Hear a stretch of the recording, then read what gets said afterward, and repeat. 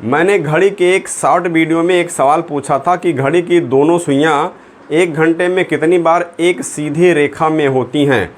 तो इसका आंसर है 2 बार। लेकिन उस समय इसका एक्सप्लेनेशन आधा अधूरा रह गया था, क्योंकि मैं उस समय कुछ दूसरा ही सोच रहा था। इसका कंप्लीट एक्सप्लेनेशन आप यहाँ देखिए।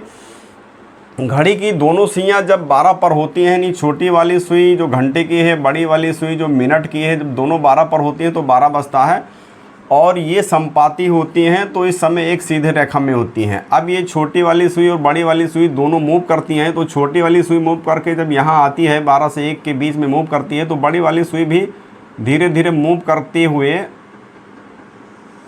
इस पोजीशन में पहुँचती। तो आप देखिए ये जो है 12 और 1 के बीच में है, तो बड़ी वाली सुई इसके अपोजिट आ गई। तो यहाँ पर जब अपोजिट है, यहाँ पर विपरीत दिशा में, तो एक सीधी रेखा मानी जाएगी। तो इस तरह से 12 बजे यहाँ पर एक सीधी रेखा में है और फिर इस सिचुएशन में एक सीधी रेखा में है। इस समय कितना बज रहा है वो मैं आपको बाद में बताऊँगा। इस समय ये एक सीधी रेखा में है।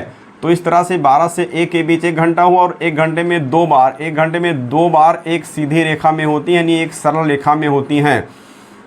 इसके बाद ये बड़ी वाली सुई मूव करके 12 पर पहुंच जाएगी और छोटी वाली 1 पर पहुंच जाएगी, तो 1 बज जाएगा। यानी सिर्फ 2 ही बार ये एक सीधे रेखा में होती हैं, इससे ज़्यादा ये सीधे रेखा में नहीं होती हैं। इसको हम एक्सपेरिमेंट से भी एक्सप्लेन कर सकते हैं और यहाँ से भी समझ सकते हैं कि यहाँ पर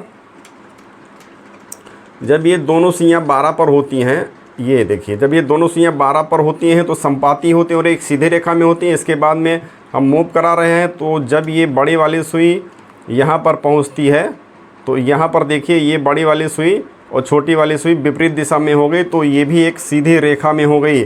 अब इसके बाद अगर हम आगे मूव कराएंगे तो फिर ये जो है सीधी रेखा में नहीं होगी। तो एक जो है 12 बजे सीधी रेखा में होती है और एक इस सिचुएशन में सीधी रेखा में होती है। कितना बज रहा है इसका वीडियो मैं आगे बताऊँगा कि इस समय जो है कितना बज रहा है जब ये एक दूसरे के विपरीत दिशा में हैं।